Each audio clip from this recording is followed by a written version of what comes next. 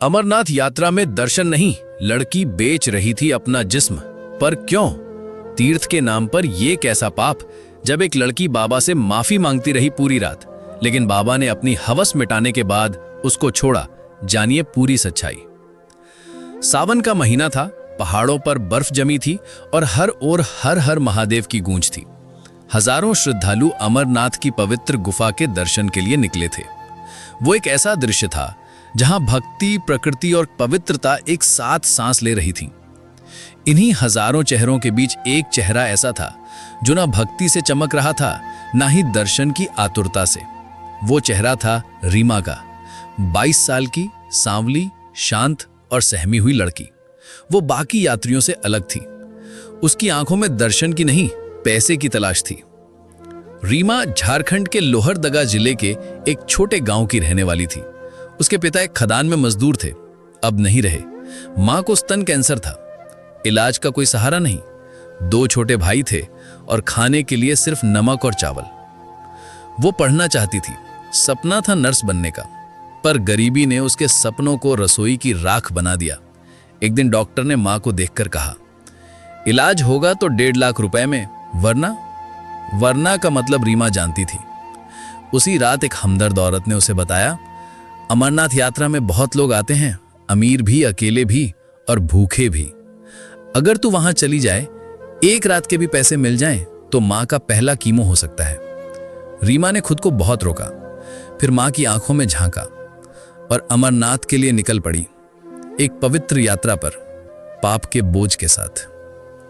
पहुंचते ही वो तीर्थ यात्रियों की भीड़ में शामिल हो गई। झोले में कुछ कपड़े, एक पुराना फोन और जिंदगी की सबसे भयानक योजना।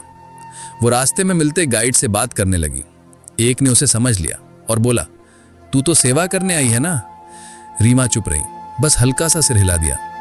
रात को उसे एक लोकल टेंट में ले जाया गया। वहां पहले से ही एक आदमी इंतजार कर रहा था। 45 साल का, मोटा पेट, गले में रुद्राक्ष और माथे पर भभूत का टीका। उसने आते ही कहा, बाबा के दर्शन तो कल सुबह होंगे, आज तेरे दर्शन कर लूं। रीमा ने एक बार बाबा बर्फानी की मूर्ति की ओर देखा और बुदबुदाई, माफ कर देना बाबा, मजबूरी है।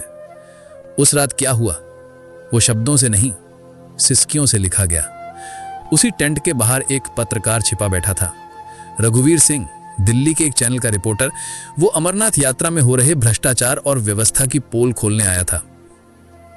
कैमरा चल रहा था और उस रात जो कैद हुआ, उसने रघुवीर को भीतर से हिला दिया। धार्मिक यात्रा में रुद्राक्ष पहने आदमी द्वारा एक मजबूर लड़की की खरीद फरोख्त। उसने सोचा, क्या यही है हमारी आस्था का स्तर? और क्या ये लड़की सिर्फ एक कहानी है या ऐसी सैकड़ों हैं? सुबह होते ही रघुवीर ने रीमा को ढूंढ निकाला। वो भरी आंखों से बैठी थी, खाली थाली में 2 पराठे देख रही थी। तुम्हारा नाम? रीमा। क्यों कर रही हो ये सब? क्योंकि मेरे पास और कुछ बचा ही नहीं है, मां मर जाएगी अगर दवा नहीं मिली। वो फूट फूट कर रो पड़ी। रघुवीर चुप रहा, उसकी आंखें भी नम थी। उसे पता था ये एक स्टोरी नहीं, एक सच्चाई थी।